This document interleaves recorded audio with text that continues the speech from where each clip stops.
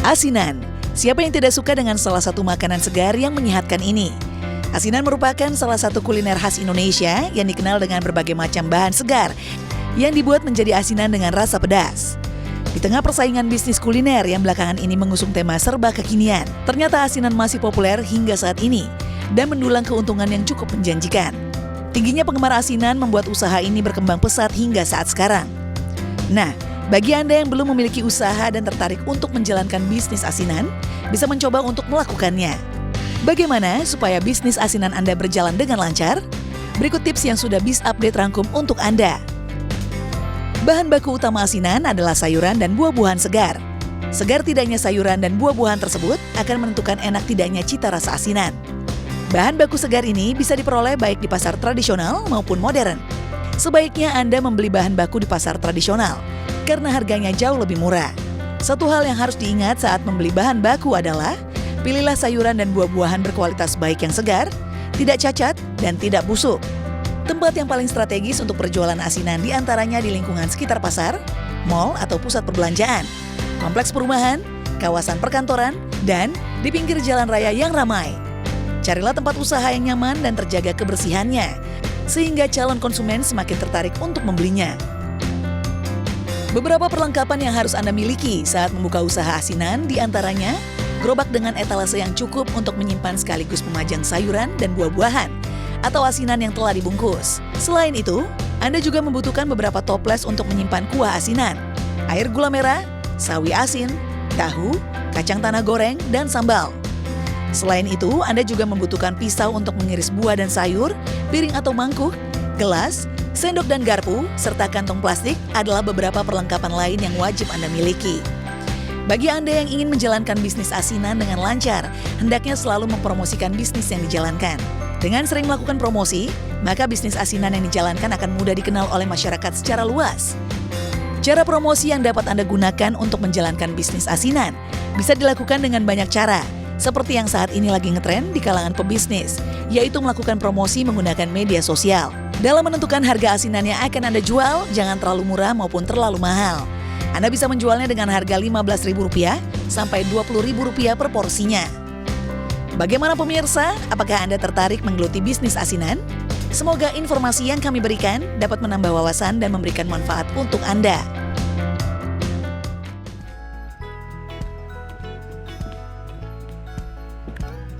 Selamat siang pemirsa, bersama saya Syahna Suhartono kembali menemani Anda tentunya di Biz Update. Waktunya kita ngobrol tentang bisnis dan ekonomi up to date. Ini menggiurkan banget ya siang-siang seperti ini nih pemirsa. Kita lihat asinan sayur maupun buah yang tadi kayaknya cukup menggugah selera kita gitu. Tapi selain asinan yang tadi, saya juga memiliki informasi mengenai sayuran pakis yang pastinya sudah tidak asing lagi di telinga Anda. Tapi ternyata sayuran pakis ini memiliki beberapa manfaat dan juga memiliki beberapa jenis yang dapat dikonsumsi maupun juga yang tidak.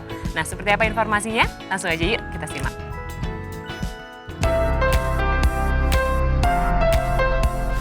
Tanaman paku-pakuan atau yang biasa disebut tanaman pakis merupakan salah satu jenis tumbuhan dengan sistem pembuluh Tracheophyta. Sejak ratusan tahun yang lalu, tanaman pakis banyak dimanfaatkan oleh manusia. Mulai dari menjadi tanaman hias, dikonsumsi hingga menjadi tanaman obat. Tapi jangan keliru, karena pakis memiliki banyak jenis serta fungsi. Beda jenis maka beda pula fungsinya. Ada pakis yang dapat dikonsumsi, ada pula juga yang hanya dijadikan hiasan. Salah satu jenis pakis yang dapat dikonsumsi adalah jenis unta dengan tekstur yang kenyal dengan mengandung vitamin A, vitamin C, kalium, fosfor, magnesium, kalium, dan protein. Kunci dalam pengolahan pakis terdapat pada tingkat kematangannya. Karena jika pakis dikonsumsi setengah matang dapat menyebabkan berbagai masalah perut seperti mual, muntah, dan kram.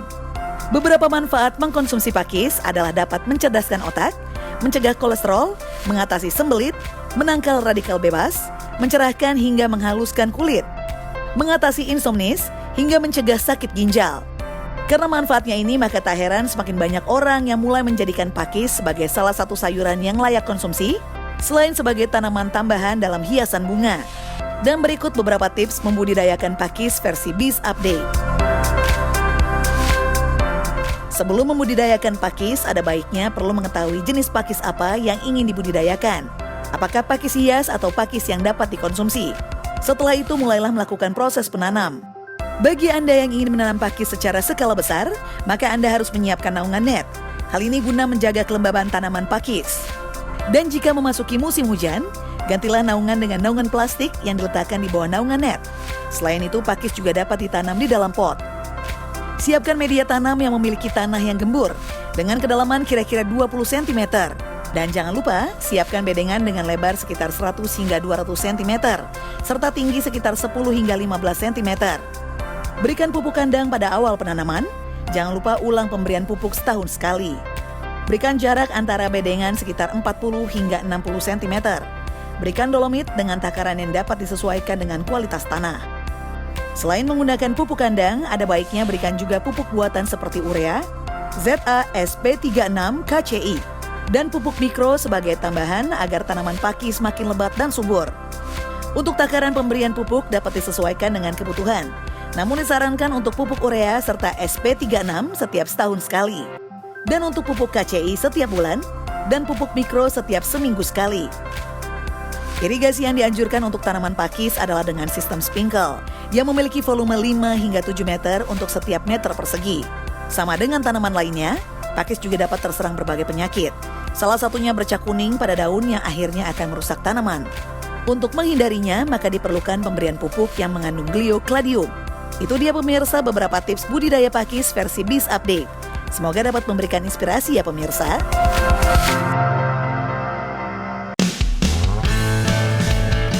Bubur ayam merupakan salah satu menu sarapan paling ringan namun tetap memberikan energi prima pada masyarakat Indonesia.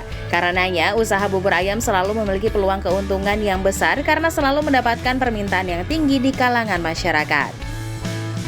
Bubur ayam yang dijajakan di kaki lima memang tak surut dari penggemar. Salah satunya adalah bubur ayam yang berada di Bendungan Hilir, Jakarta Pusat. Sekilas jika dilihat memang biasa saja, hanya bermodalkan gerobak dan bangku-bangku plastik untuk tempat makan pengunjung. Namun kelezatan dari bubur ayam Argo Jati ini selalu dicari-cari. Lokasinya pun tak jauh dari stasiun MRT Ben Hill, jaraknya hanya sekitar 250 meter saja. Bubur ayam gerobakan ini baru buka pukul 4 sore dan biasanya sudah habis sekitar pukul 8 malam. Racikan buburnya dibuat oleh orang asli Cirebon bernama Pak Yanto. Bubur ayam Argo Jati ini sudah ada sejak tahun 1992. Pak Yanto adalah pendiri sekaligus peracik bubur ayam gaya Cirebon ini. Ciri khas dari buburnya yakni memiliki tekstur yang kenyal dan rasa yang gurih. Untuk bumbunya sendiri hanya menggunakan kecap asin dan lada bubuk saja, tidak menggunakan kuah kaldu ayam. Kecap asinnya pun istimewa karena racikan sendiri.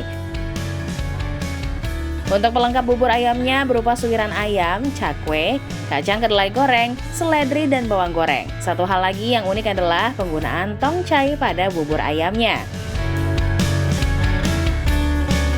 Tongcai merupakan sawi putih yang diasinkan. Bentuknya berupa potongan kecil sawi putih berwarna kecoklatan dan rasanya yang asin. Biasanya tongcai digunakan dalam campuran pada mie.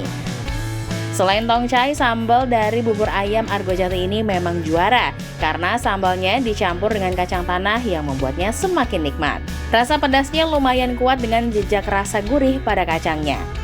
Harga bubur ayam ini hanya Rp13.000 saja untuk per porsinya, tapi pembeli juga bisa pesan setengah porsi yang dihargai dengan Rp9.000. Dalam sehari, bubur ini bisa terjual hingga 200 mangkuk dalam waktu 4 jam saja. Pengunjung biasanya menyukai bubur Argo Jati ini karena buburnya yang kental dan rasanya yang gurih, meski belum diberi taburan bumbu. Untuk suiran ayamnya yang menjadi pelengkap juga terbilang cukup banyak dalam pemberiannya. Pembeli juga bisa memilih rangkaian satenya, mulai dari sate usus, hati ampela, dan telur muda. Harganya pun hanya Rp3.000 per tusuknya. Setiap berjualan, bubur ayam Argo Jati menghabiskan 12 liter beras dan sate sampai 150 tusuk. Tak heran jika omset yang didapatkan cukup menggiurkan. Pemilik bubur mengaku, dari bubur yang terjual habis saja, ia bisa mendapatkan 2,6 juta. Belum lagi dari hasil penjualan sate, kurang lebih ia mengantongi omset 3 juta per harinya.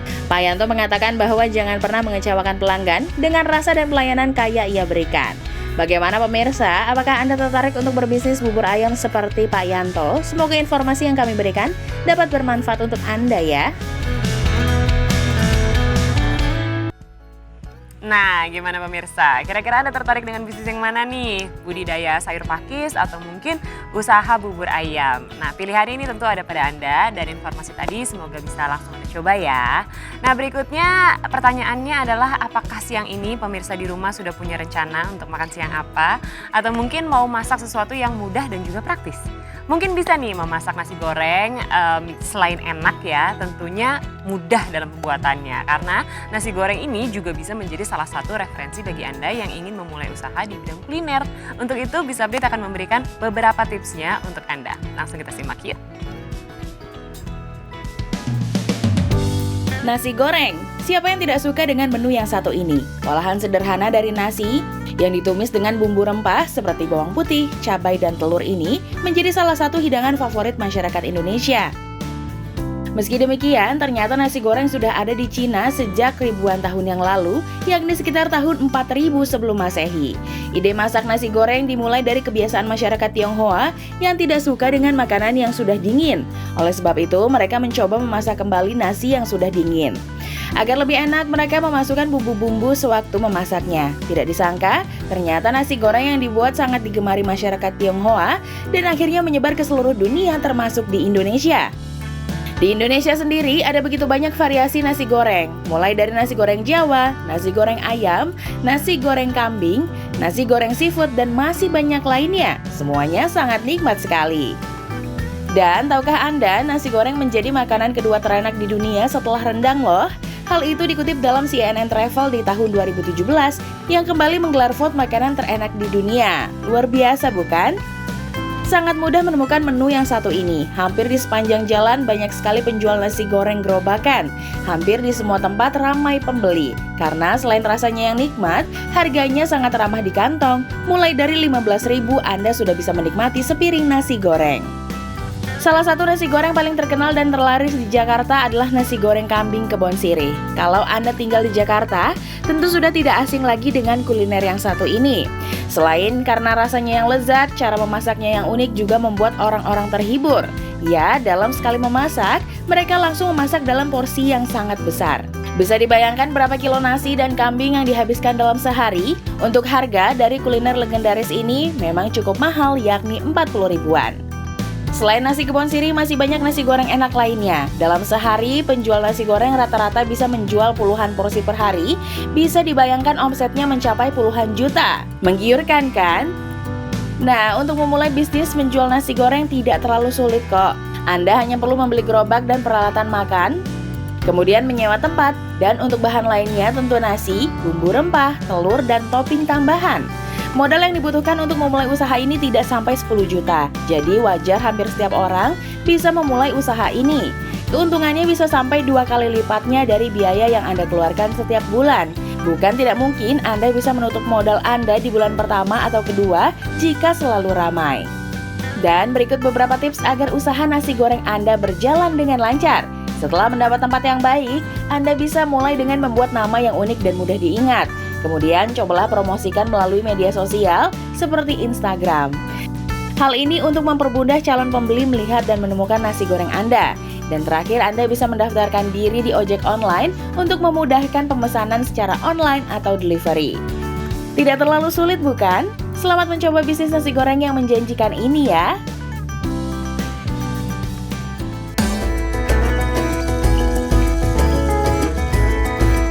Sebagai salah satu negara kepulauan dengan luas lautan sekitar 5,8 juta kilometer persegi, Indonesia kaya akan berbagai jenis ikan yang memiliki kandungan gizi yang melimpah serta cita rasa yang sangat lezat. Salah satu jenis masakan yang seringkali disajikan adalah olahan ikan pindang. Banyak orang sering keliru mengenai olahan ikan ini karena mengira ikan pindang adalah jenis ikan. Namun sebenarnya ikan pindang adalah proses pengolahan berbagai jenis ikan seperti ikan layang, selar, lapu, ikan tambang, lemuru, kembung, tuna, cakalang, dan tongkol yang diawetkan dengan cara direbus serta diberi garam. Jenis ikan tersebut dapat diolah menjadi pindang karena memiliki cita rasa, tekstur, serta keawetan yang beragam mengikuti jenis, cara perebusan, serta kadar garam yang terkandung. Banyaknya penikmat ikan pindang membuat olahan ikan ini selalu ramai pembeli, sehingga dapat dijadikan salah satu ide bisnis yang sangat menguntungkan. Berbeda dengan ikan asin, ikan pindang hanya kuat beberapa hari, maka diperlukan beberapa trik untuk membuat ikan pindang awet, serta memiliki kualitas yang baik. Menentukan jenis pindang kering atau basah karena memiliki cara pengolahan yang berbeda. Untuk membuat pindang basah, pertama bersihkan ikan dari sisik dan kotoran di perutnya, lalu lakukan perebusan dalam larutan garam dengan perbandingan 15 hingga 30% selama 10 hingga 30 menit. Lalu untuk pindang kering, hampir sama dengan membuat pindang basah. Ikan harus dibersihkan, lalu susun ikan dan selingi dengan pemberian garam dalam keranjang bambu. Lakukan perebusan dalam kuali tanah selama setengah hingga 1 jam dan buang air rebusan. Ulangi langkah ini tanpa menggunakan air. Selain itu, proses pembuatan ikan pindang dapat juga dilakukan secara tradisional dengan menggunakan tungku dan kayu sebagai bahan bakarnya. Pertama, bersihkan ikan yang akan dipindang lalu berikan garam kasar. Setelah itu rebus selama 6 hingga 8 jam. Lalu berikan daun pisang sebagai penutup dan berikan garam kasar lagi. Hal yang perlu diperhatikan adalah pada saat proses pemberian garam, karena jika kurang maksimal, maka ikan akan cepat rusak dan tidak awet.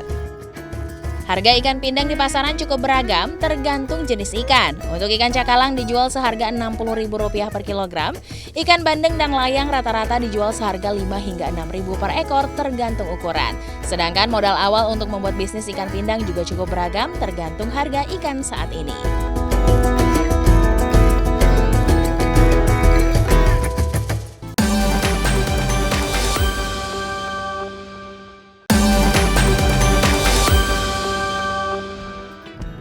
Anda kembali lagi di Biz Update. Bagi Anda pecinta buah alpukat, sepertinya buah yang satu ini sedang menjadi primadona nih ya. Karena saat ini alpukat dikreasikan menjadi alpukat kocok yang tentunya sangat enak untuk dinikmati. Nah, selain itu Anda juga bisa ternyata menghasilkan pundi-pundi uang jika mencoba bisnis alpukat kocok ini. Nah, informasi ini juga sekaligus menutup perjumpaan kita pada siang hari ini. Jadi saatnya saya Syahna Suartono pamit. Jangan lupa untuk selalu menjaga kesehatan dengan rajin mencuci tangan, memakai masker, dan tentu saja hindari keramaian. Tetap saksikan Biz Update setiap hari Senin sampai dengan Jumat pukul 12.30 waktu Indonesia Barat hanya di iNews. Sampai jumpa.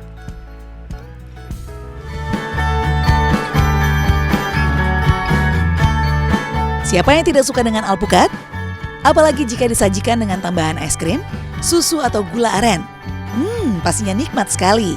Untuk melihat peluang bisnis, bisa saja dimulai dari hal-hal yang Anda suka terlebih dahulu. Setelah itu baru Anda pikirkan, apakah hal tersebut dapat menjadi peluang bisnis untuk menguntungkan atau tidak. Seperti halnya buah alpukat yang memiliki banyak sekali manfaat. Dalam penyajiannya, selain di jus alpukat, juga bisa dinikmati dengan cara dikocok tanpa harus menggunakan blender. Seperti yang kita tahu, jajanan alpukat kocok sudah marak sekali dan banyak kita temui dimanapun. Bahkan pernah menjadi bisnis minuman yang hits di kalangan masyarakat, khususnya para pecinta kuliner kekinian. Dalam menjalankan usaha ini, Anda tidak memerlukan modal yang banyak dan menggunakan listrik yang minim, bahkan tidak membutuhkan sama sekali. Terkecuali apabila Anda menjualnya hingga malam hari. Penggunaan listrik dibutuhkan hanya sebagai penerangan, sehingga Anda bisa menjalankan usaha ini di mana saja. Untuk menjalankan bisnis ini, alat dan bahan yang dibutuhkan adalah gerobak, alpukat, susu, air, alat pengocok, dan wadah untuk mengocok alpukat tersebut, seperti cangkir atau wadah stainless yang besar. Cara membuatnya pun cukup mudah. Anda hanya tinggal mengocok alpukat tersebut sampai teksturnya sedikit halus. Setelah itu baru masukkan ke dalam cup yang sebelumnya sudah diisi dengan susu kental manis. Susu yang digunakan bisa susu putih atau susu coklat. Lalu tambahkan sedikit air, aduk hingga merata agar tercampur dan manisnya rata. Selain itu jangan lupa juga tambahkan es sebagai bahan utama agar lebih segar.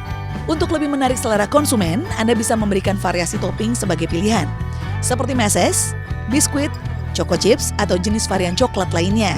Untuk segelas alpukat kocok, Anda bisa menjualnya mulai dari Rp10.000 hingga Rp15.000 atau Rp20.000. Tergantung dari topping apa yang Anda sajikan. Dalam sehari, para pedagang alpukat kocok bisa menghabiskan puluhan kilo alpukat dan omsetnya bisa mencapai puluhan juta rupiah dalam 1 bulan. Wow, sangat menjanjikan bukan? Walaupun bisnis ini sudah banyak dan mudah ditemui di mana saja, Anda tidak perlu khawatir. Anda cukup menyediakan sedikit strategi khusus untuk menarik, agar memiliki nilai lebih dibanding bisnis serupa lainnya. Itu dia pemirsa Biz Update, peluang bisnis yang bisa Anda coba dengan modal kecil, namun bisa mengantarkan Anda menjadi jutawan.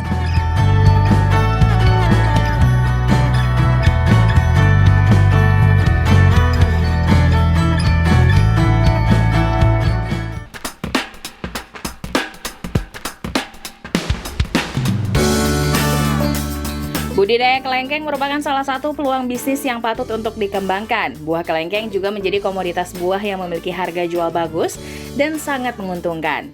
Buah kelengkeng yang memiliki karakteristik rasa buah yang manis tentu memiliki banyak peminat. Selain itu, perawatan tanaman buah kelengkeng juga tidak begitu sulit. Hal ini dibuktikan oleh pensiun Jenderal TNI bernama Maijen TNI Purnawirawan Edi Susanto yang memanfaatkan masa purna tugasnya dengan kegiatan baru yang bermanfaat. Ia diketahui fokus mengelola kebun kelengkeng miliknya. Perkebunan kelengkeng yang dimiliki oleh Maijen TNI Purnawirawan Edi Susanto sangatlah luas dan subur. Untuk luasnya saja berkisar 5.000 meter persegi atau sekitar setengah hektar.